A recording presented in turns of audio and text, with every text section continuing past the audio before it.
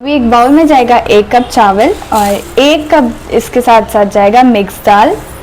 अभी इसको पानी से अच्छे से 3 बार धो लेंगे। अभी 3 बार इसको वॉश कर लिया। अभी इसमें डालेंगे पानी और इसको अगर आप चाहो तो ओवरनाइट सोक कर सकते हो या फिर 6 से 7 घंटे सोक कर लेना। इस 6-7 घंटे हो चुके हैं इसको सोक करते हुए। आप देख सकते हैं बहुत अच्छे से सोक हो चुका है। अभी तो खाली चावल और दाल ही डालेंगे, पानी नहीं डालेंगे। 1/4 कप जितना पानी डालकर इसको फाइनली ग्राइंड कर देंगे। अभी ये फाइनली हमने ग्राइंड कर दिया है तो इसको एक बर्तन में ट्रांसफ़र कर देंगे। इसमें डालेंगे नमक, अच्छे से मिक्स कर लेंगे।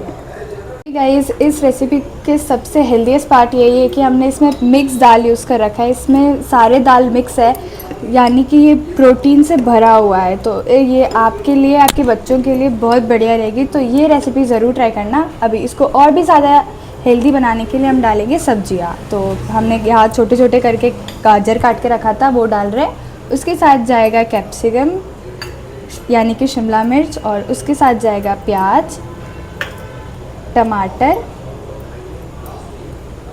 और धनिया पत्ता। अभी हम इन सबको अच्छे से मिक्स कर देंगे।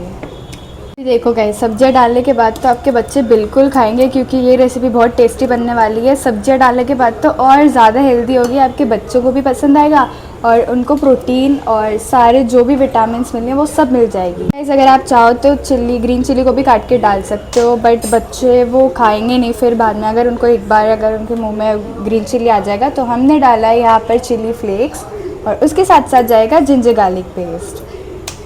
अभी इनको अच्छे से मिक्स कर लेंगे। इसमें हम यूज़ करने वाले हैं थोड़ा सा इनो। अगर आपके पास इनो ना हो तो आप बेकिंग सोडा भी डाल सकते हो। तो इसके ऊपर से इनो डालने के बाद थोड़ा सा ऊपर से पानी डाल लेना और इसको अच्छे से मिक्स कर लेना। इनो डालने के बाद इसको बहुत अच्छे से मिक्स कर लेंगे और 5 मिनट इसको रेस्टिंग के लिए छोड़ देंगे। ऐसे लिया है हमने अप्पा बनाने वाले तवा, उसमें हम तेल डाल के ग्रीस कर लेंगे अच्छे से। 5 मिनट हो गया तो इसको एक और बार अच्छे से मिक्स कर लेंगे हम। कुछ लोग सोचते हैं कि इनो बेकिंग सोडा डालने से कुछ नहीं होता होगा, बट गाइस, इनो और बेकिंग सोडा डालने से, इनो या फिर बेकिंग सोडा डालने से पता है क्या होता है कि आप जो बनाओगे ना वो बहुत फ्लफ़ी बनेगी। और ये रेसिपी के लिए बहुत फ्लफ़ी बनना तो इम्पॉर्टेंट है, क्योंकि बच्चे तो ऐसे ही खाना पसंद करेंगे ना।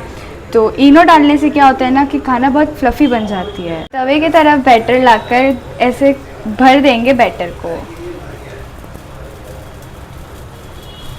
बंद करके इसको अच्छे से लो फ्लेम में कुक करेंगे और जब तक ये फूल ना जाए। गाइस, थोड़ी देर हो चुका है तो हमें बाहर से वो थोड़ा सा फूलते हुए दिख गया था, तो इसको अपन अभी पलट देंगे। आप देख सकते हो अच्छे से कुक हो चुका है।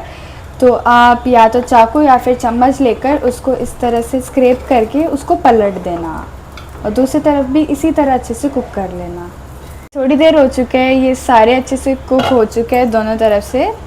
आप देख सकते हो दोनों तरफ बहुत अच्छे से कुक हो चुके हैं, अंदर से भी बहुत अच्छे से कुक हो चुके हैं। तो अब इसको तवे से निकाल देंगे।